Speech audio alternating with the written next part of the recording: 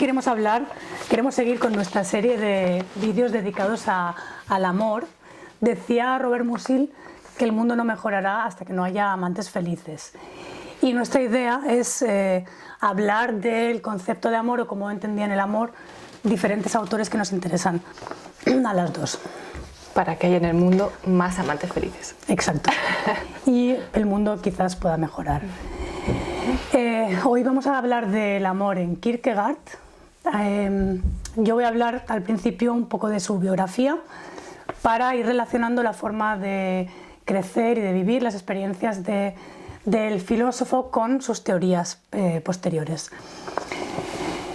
Decía Kierkegaard, voy a empezar con una frase: mi vida ha comenzado sin espontaneidad, con una melancolía terrible, perturbada en su base más profunda desde mi niñez más temprana.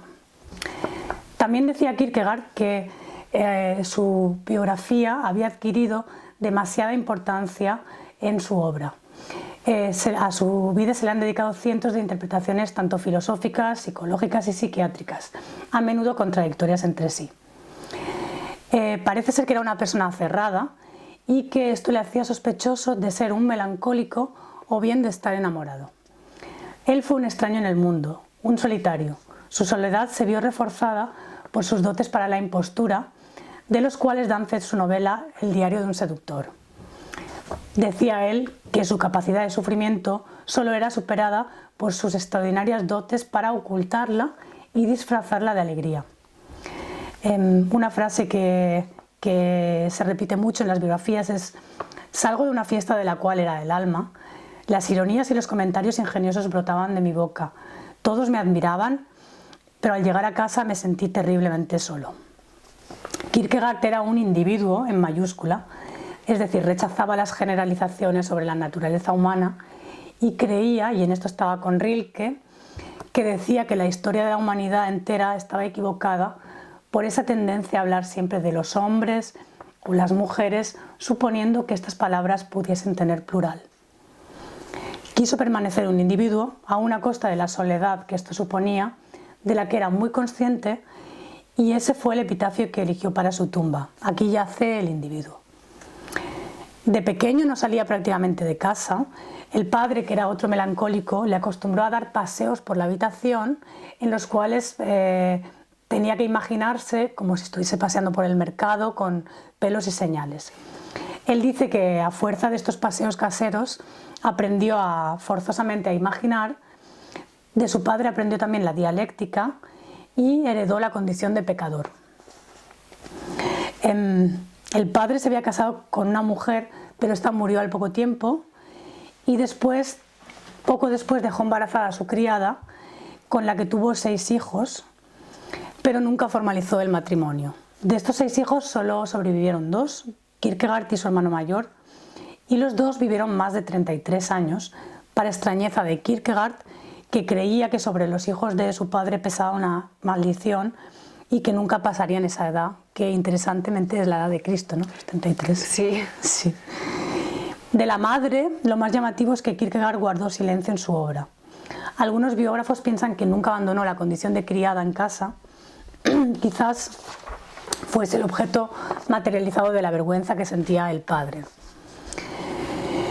El padre fue uno de los motores de su obra, y el pecado que cometió y la vergüenza con la que lo vivió recayó literalmente sobre las espaldas de Kierkegaard, materializado en una joroba cuya importancia algunos biógrafos exageraron estrepitosamente en ese intento siempre de encontrar para toda genialidad o toda afectación una causa material y concreta. Kierkegaard tuvo una educación muy particular, con especial hincapié en la responsabilidad personal, y que hizo de él una persona con una elevada conciencia moral y un hipertrofiado sentimiento del deber. Escribió diarios, pero no fue hasta muy tarde. Aquí tenemos los Berliner Tagebücher, y durante mucho tiempo le costaba, lo que realmente sucedía prácticamente no lo plasmaba en los diarios. O sea, tendía más a escribir lo que pensaba o a plasmar sus pensamientos que los hechos, y eso ha hecho difícil a veces la reconstrucción de su vida. Claro, porque eso es ya su interpretación, no tanto... Claro, como que... Y además como que lo llevaba al terreno siempre literario, ¿no? Pero por eso hay como hay episodios que a lo mejor él pone una palabra o una pequeña frase y que luego queda todo como abierto. Kierkegaard vivía aplastado por el sentido de la posibilidad, luego hablaremos un poco más de él. Fue un detractor de Hegel porque consideraba que el sistema sin grietas en el que había acorralado el pensamiento no dejaba espacio para la vida. Pensaba que todos los filósofos que intentaban encorsetar la vida en un sistema acababan teniendo que mudarse a vivir fuera de él. Él pensaba que la vida no puede ser apresada porque está en movimiento, no ha terminado, y la filosofía no puede estar al margen de la vida.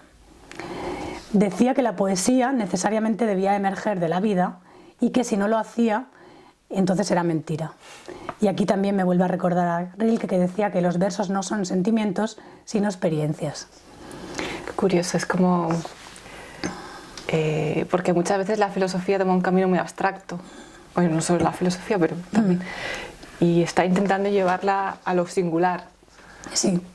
Y cómo en su época tuvo que sufrir por eso. Porque es una época...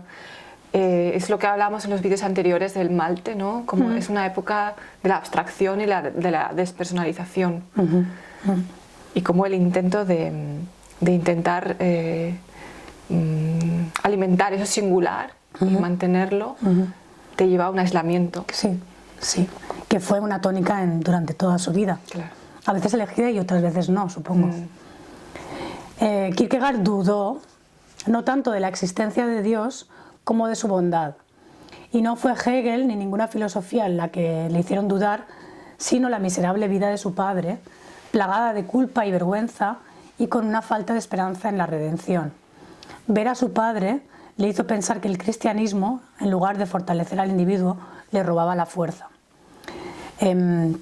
Kierkegaard muy pronto empezó a sospechar que la beatitud del padre era más una actitud derrotista que una esperanza de salvación.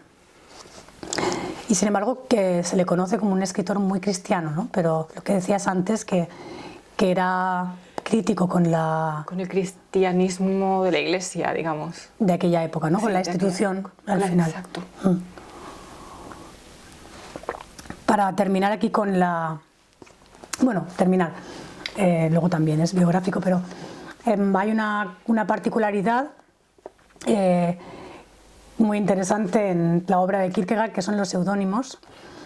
Kierkegaard relacionaba esta tendencia pseudonímica, en su caso, con una sensación de monstruosidad o de locura. Yo creo que en el sentido de lo que acabas de decir, de lo singular. Lo singular, exacto. Que al final, ¿qué es la locura? ¿No? Es como lo distinto y lo singular, ¿no? Lo que no encaja en una norma. Y lo monstruoso un poco también, ¿no? Lo que no es adaptable a lo común, ¿no? A lo estándar. Exacto. En ese sentido. Él decía que su melancolía ha hecho que durante años no haya podido dirigirme a mí mismo como a un tú. Entre la melancolía y ese tú se abría todo un mundo de fantasía que exploré en parte mediante mis seudónimos. Y ahora iríamos con, no sé si quieres decir algo sobre los seudónimos o... Para mí el tema de la pseudonimia lo interpreto así como que tiene que ver con un juego, ¿no? A mí me recuerda un poco a Platón, y luego hay un texto de Kierkegaard que se llama Mi punto de vista, y él es como que de algún modo asemeja su figura a la de Sócrates, ¿no? Bueno, luego está por ver si es Sócrates o al Sócrates de Platón, pero el caso es que yo este tema de la pseudonimia lo veo un poco como, igual que Platón escribía en forma de diálogos y daba a conocer su filosofía de una manera indirecta y tenía sus personajes hablando en sus diálogos, nunca decía yo, Platón, digo tal. Kierkegaard, bueno, sí que tiene libros con su nombre, pero tiene expresamente libros escritos con diferentes seudónimos que se contradicen. Y luego, por ejemplo, en Vino Veritas, hace que de hecho es un guiño al banquete de Platón, reúne a sus seudónimos a hablar. O sea, es como, para mí es como una broma también al público, ¿no? Además se sabía que eran suyos los seudónimos. para mí es como una especie de juego. Es como un poco la ironía de Sócrates, ¿no? Es como darle un poco de vueltas a los lectores y para que no se tome nada demasiado en serio. Sí, estaba pensando mientras hablabas que al final esta tendencia igual no pseudonímica, bueno, hay otros autores también muy conocidos por esto, como Pessoa, por ejemplo, ¿no? Pero al margen de esto como tan concreto, en realidad en las novelas, por ejemplo, o en la ficción, está mucho más presente esta posibilidad de poder jugar con los personajes, que al final están definidos también por uno mismo y permiten la dialéctica esta entre diferentes puntos de vista, porque al final uno mismo, mientras va pensando, va generando también la antítesis, ¿no? El interlocutor. Claro, y como que esto es una riqueza que tiene la ficción igual, y que de esta manera en este tipo de autores tiene la filosofía también, pero poco explotada, ¿no? De alguna manera. Es como que hay mucha necesidad de fidelidad al propio punto de vista, ¿no? Sí, es como que desde Aristóteles en adelante prácticamente, no toda, pero casi toda la filosofía ha sido prosa en discurso directo. Entonces no da tanto lugar a ese juego. Y yo creo que tanto Platón como Kierkegaard resaltan esa cosa lúdica también de la filosofía. Claro, y a la vez permiten mantener todas las teorías en una especie de lo que decías, de no tomártelo demasiado en serio, ¿no? Porque todo es cuestionable, ¿no? Que hay muchos puntos de vista simultáneos y nada es un dogma. Claro, claro. Muy interesante. En realidad hemos dicho que vamos a hablar del amor en Kierkegaard, y yo diría, no sé si como lo ves tú, que Kierkegaard no es conocido como el filósofo del amor, sino en todo caso de la angustia y la melancolía, ¿no? Sobre esto del amor y la melancolía pensaba que, claro, en la tradición, en cierta época, no sé exactamente situarlo, pero en la época medieval había cierta tradición que concebía la melancolía y el enamoramiento como una misma cosa, eran como, se veía como una enfermedad. Y claro, eso perdura, ¿no? De alguna manera, y la melancolía es como una enfermedad amorosa, de alguna manera, de anhelo del otro ausente, ¿no? Exacto. Sí.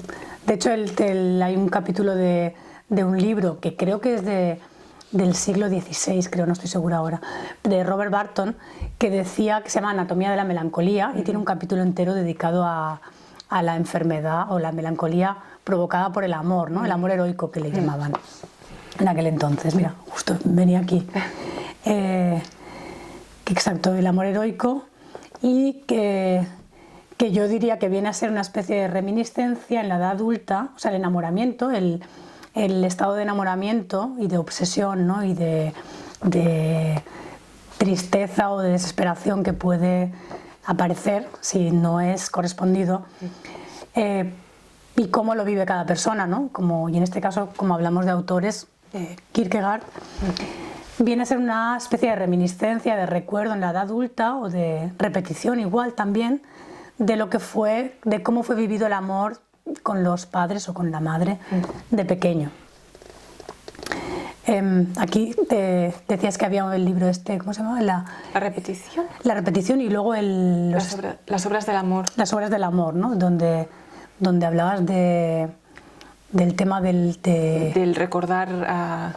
Sí, bueno, el libro este sí que creo que lo escribe con su propio nombre, que no usa un seudónimo, creo, estoy casi segura.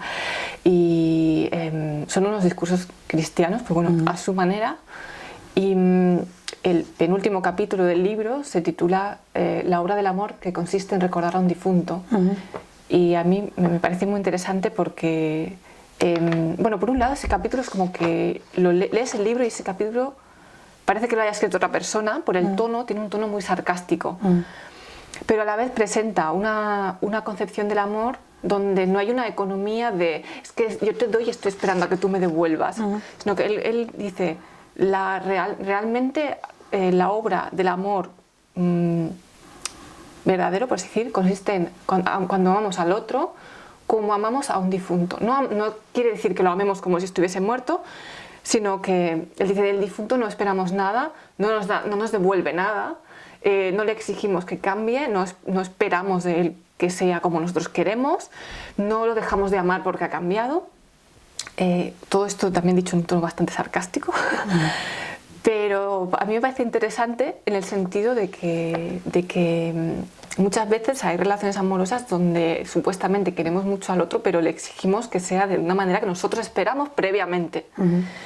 Y creo que esa manera de ver el amor descarga de esa exigencia, de es que no has hecho esto que yo esperaba, o es que me has decepcionado, o todos estos chantajes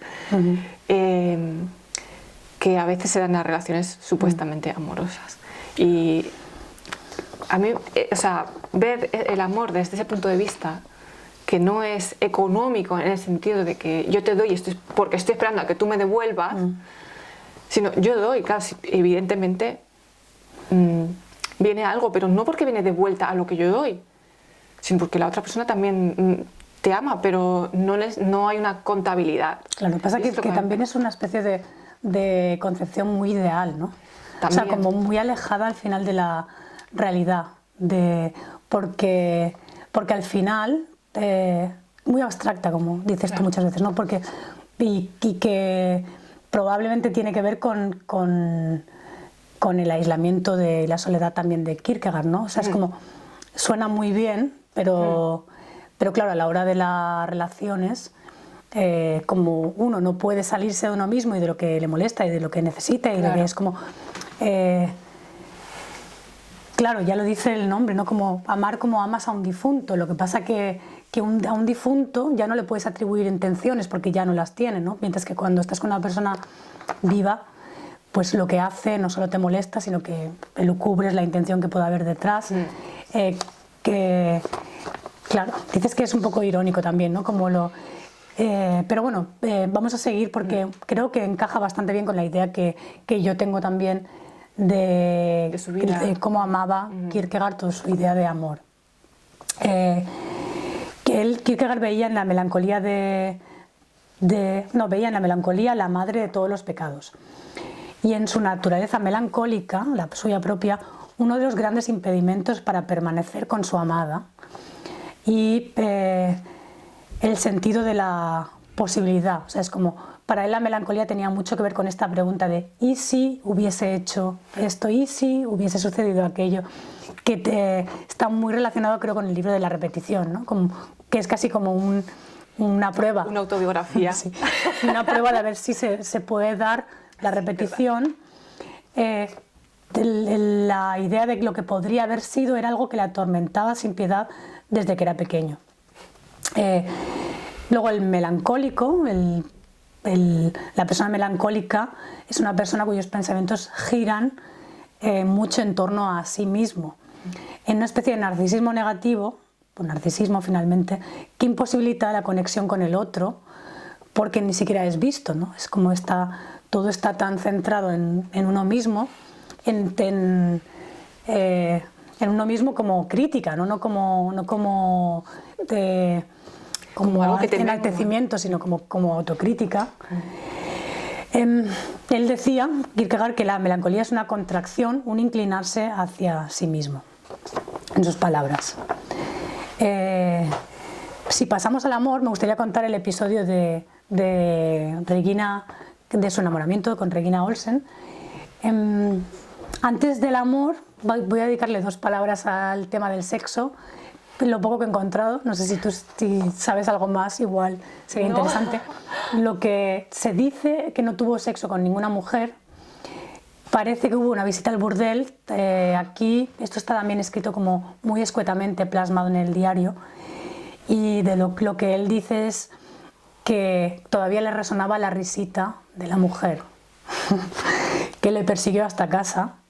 Parece ser que salió huyendo de allí y que además esto lo vivió con culpa también. Él se enamoró de Regina Olsen, que es una persona que ha pasado la historia también por el amor que le profesaba Kierkegaard, y en realidad la conoció en casa de otra mujer que era de la que él en realidad estaba enamorado y a la que quería hacer la corte, pero de la que se olvidó muy pronto. Como prueba de su enamoramiento voy a leer una pequeña cita que le dedicó a Regina, puedo realmente creer los relatos del poeta, que cuando uno ve por primera vez el objeto de su amor, imagina que lo ha visto hace mucho tiempo, que todo amor, como todo conocimiento, es reminiscencia, que el amor también tiene sus profecías en el individuo. Creo que habría de poseer la belleza de todas las chicas para poder dibujar una belleza igual que la tuya. Habría que navegar alrededor del mundo entero para poder encontrar el lugar que me falta y hacia el que apunta el más profundo misterio de mi completo ser. Y al momento siguiente estás tan cerca de mí, llenando mi espíritu tan penosamente, que me glorifico y siento que es bueno estar así. La penosa casi, podría decirse, con un poco de ironía también, y trágica historia de amor con Regina está registrada en el diario de un seductor. Después de declararse, la voy a contar así por encima, después de declararse y enamorar a la muchacha, que tenía 15 años cuando la conoció, la acabó abandonando por no creerla capaz de soportarle con su melancolía y su carga de culpa ancestral. En un acto de cobardía heroica, quiso dejarla, haciéndole creer que era ella la que tomaba la decisión, que era lo mejor para ella, en un intento de que sufriera lo menos posible. Esto concuerda, o sea, es muy paralelo con el Malte, ¿no? Con los vídeos anteriores que venimos tratando sobre el texto Rilke, de esa idea que tenía él de que amar a otro es una carga para el otro porque lo cargas con todas tus expectativas. Sí, no es tan distinta al final la idea de amor en Kierkegaard y en Rilke, ¿no? No es tan distinta, tiene muchas similitudes. Supongo que por eso se nos ha ocurrido, aunque no lo supiéramos previamente. Lo hemos asociado, claro. Así, iremos de asociación en asociación. Sí. Y lo interesante aquí es el abandono, intentando que sufriera lo mínimo posible y haciéndole creer, y esto se ve muy bien en la novela El diario de un seductor, tergiversando las cosas de manera que ella pudiese creer que era ella la que tomaba la decisión y librándola de culpa, ¿no? Suponiendo que todo el mundo, o sea, aquí sí que hay una especie de, para mí, de narcisismo de alguna manera, o de estar muy centrado en la propia idea de amor, porque él supuso que todo el mundo sufre la culpa más que el abandono. Igual que él, ¿sabes? Como él, que a todo el mundo le pasa lo que le pasa a él. Exactamente, claro. Y claro, aquí es una pregunta. Yo, por ejemplo, si hablo de mí, yo sufro más el abandono que la culpa. Es como, no me veo identificado en ese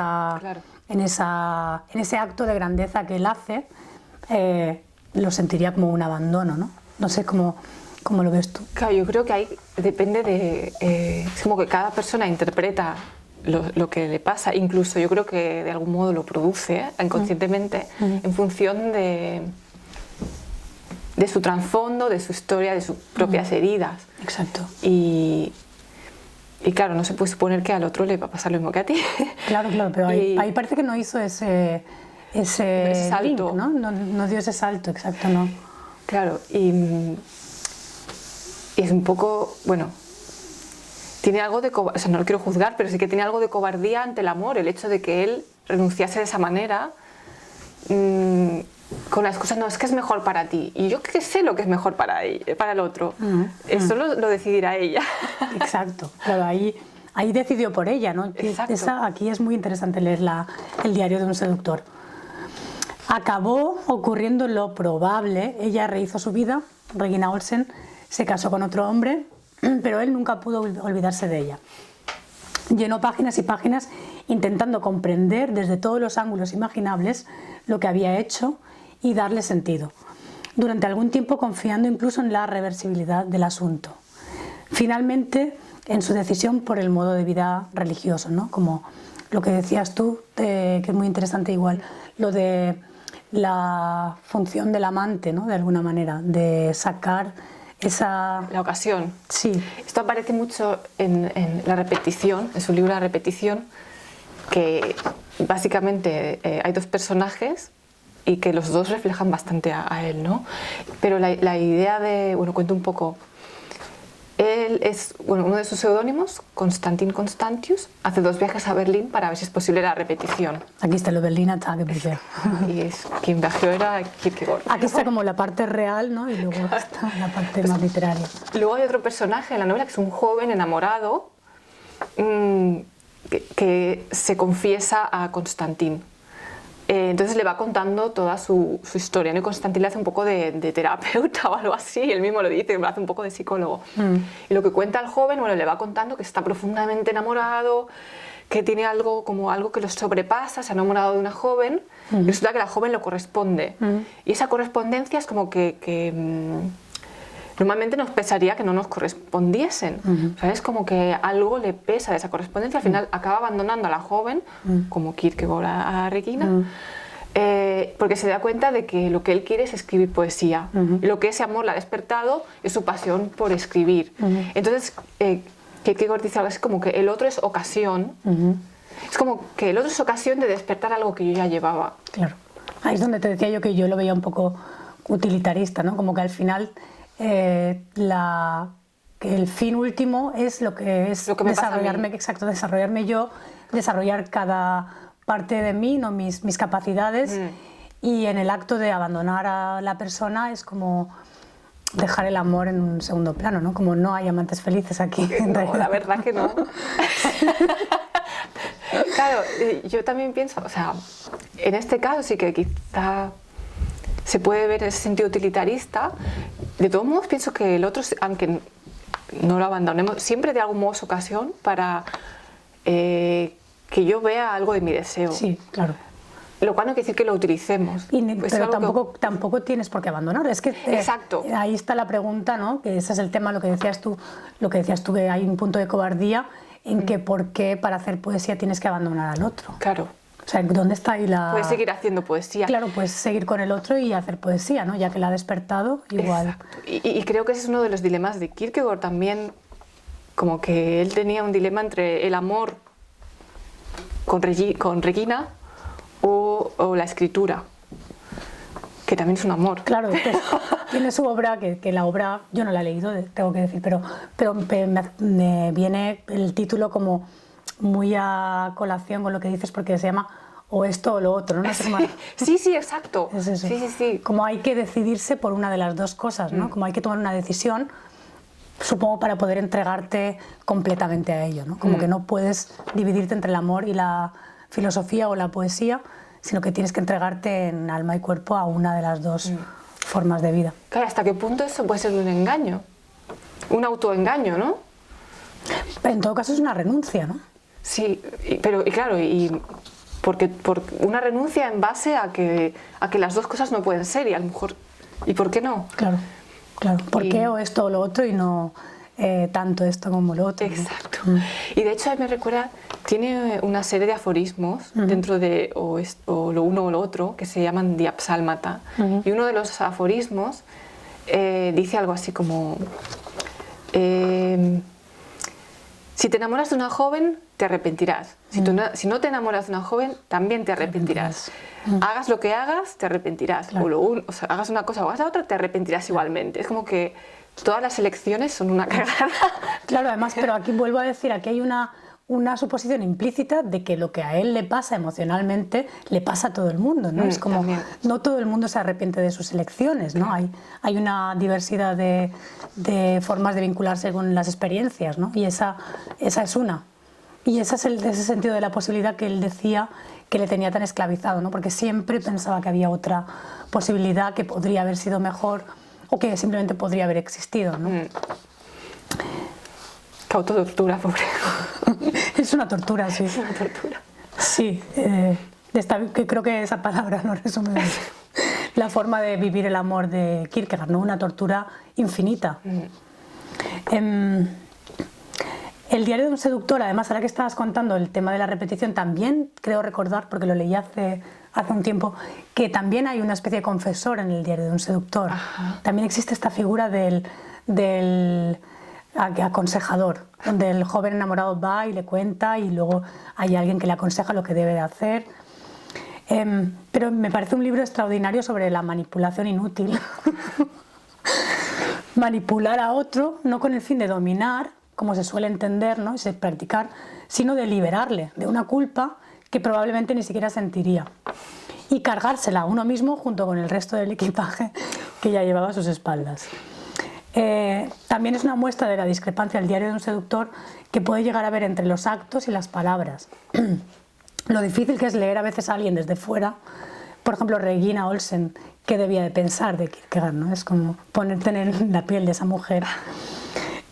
Algunos de sus conocidos sí que le veían el plumero cuando él les preguntaba por ella, o sea, como él estuvo mucho tiempo interesándose por cómo estaba ella, si había conocido a otra persona o qué hacía ella, ¿no? Y también intentaba disfrazarlo, no se sabe muy bien si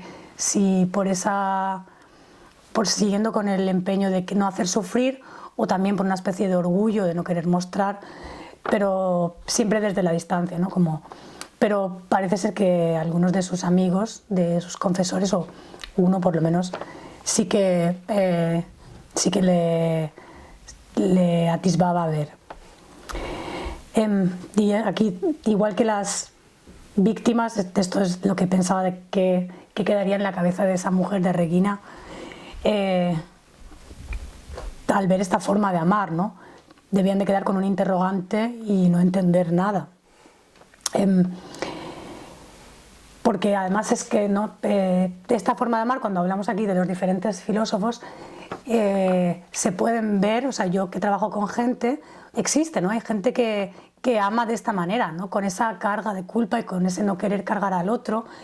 Y luego las personas que están con alguien que ha demostrado como muchos sentimientos genuinos y de repente desaparece y se quedan como no entendiendo qué ha pasado. Creo que es una forma de amar muy actual. Kierkegaard fue capaz de sublimar este sentimiento en su obra.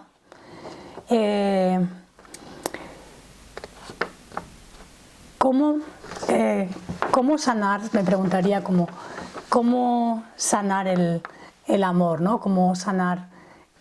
Primero habría que querer, ¿no? Es como Kierkegaard eligió, digamos, la otra forma de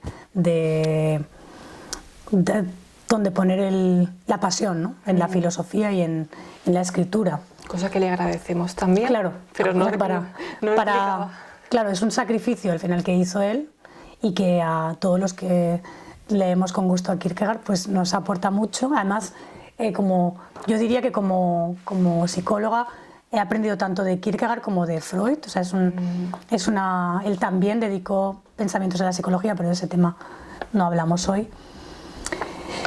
Decía Leonard Cohen que no hay cura para el amor.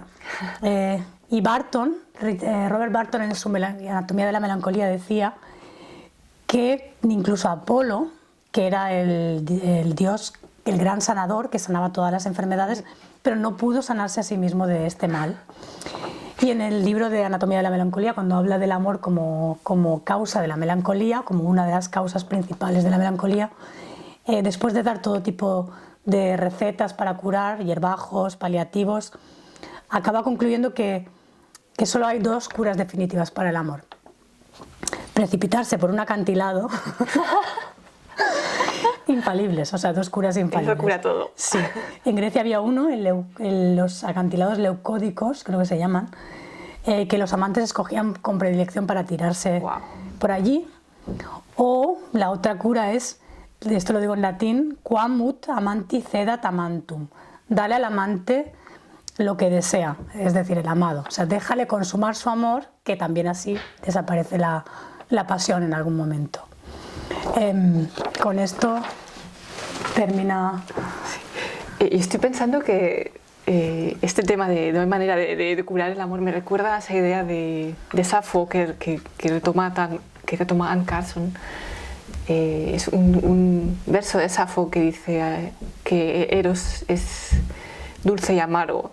Y Anne Carson toma mucho esa idea y es como que tiene una palabra, ¿no? Glucupricon o algo así, en griego. Sí. Y el caso es que no es nunca de un solo sentido, siempre es ambivalente y siempre es como paradójico, ¿no? y siempre amamos al otro, pero siempre hay algo en el otro que me sorprende y que no es exactamente como yo me he imaginado, y eso a veces nos remueve tanto que nos hace sufrir. No que el otro nos haga sufrir, sino que esa situación, ¿no? Incluso las interpretaciones que hacemos sobre el otro. Y eso siempre nos pone en una situación de que sentimos esa cosa dulce y amarga. Esa ambivalencia. Y no hay manera que viene siempre implícita, claro, y que no se puede erradicar, ¿no? Claro, al final. y tampoco tendría gracia, ¿eh? Si fuese solo dulce o solo amargo, demasiado dulce Saturaría. tampoco. Y demasiado amargo, ya no es amor tampoco. Entonces siempre queda ese gusto dulce-amargo. Pero... Esa ambivalencia. Y bueno, yo creo que con esto ya hemos dado una serie de unas ideas y cada uno ya que haga con ello lo que mejor le parezca. Lo que mejor pueda.